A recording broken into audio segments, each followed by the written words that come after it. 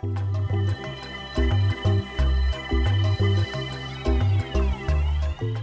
folks, welcome back to Technique. I'm Flynn, your packaging expert.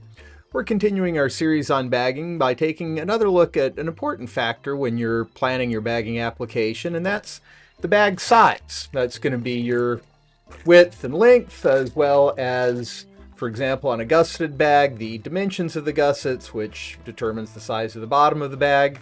And of course, fancier packages may have additional dimensions to look at as well. So how do you determine that? Well, we actually have a table full of basically mathematical formulas where we look at your product and determine based on the volume that it takes up what bag length and width options are going to work to contain the product. Now, generally, you can't fill a bag all the way to the top. You need some head space.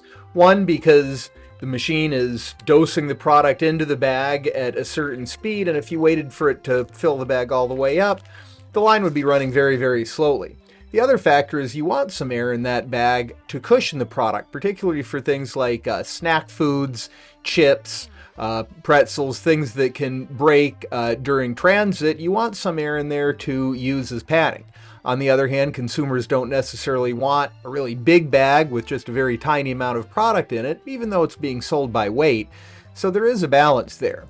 So what we do when we're brought in as experts to look at package sizes is we'll take a look at the product, we'll look at your dose weight, we'll calculate a bulk density, which determines how much space or volume in the bag that product is going to take up. We'll use our formulas to figure out what the most is that we can fill the bag, and then we'll take a look at these other factors like product protection to determine if we want a little bit of extra room or headspace in the bag, either to cushion the product or for little extra gas like nitrogen to displace air. Other factors, of course, include shipping. You want to make sure the packages can fit into shipping cases, which go on pallets, so there's a lot of downstream effects to make sure that you're not wasting money and increasing the environmental impact of the product by not optimizing the bag size. So, as I said, we look at a lot of factors when we're brought in to help our customers solve these kinds of issues.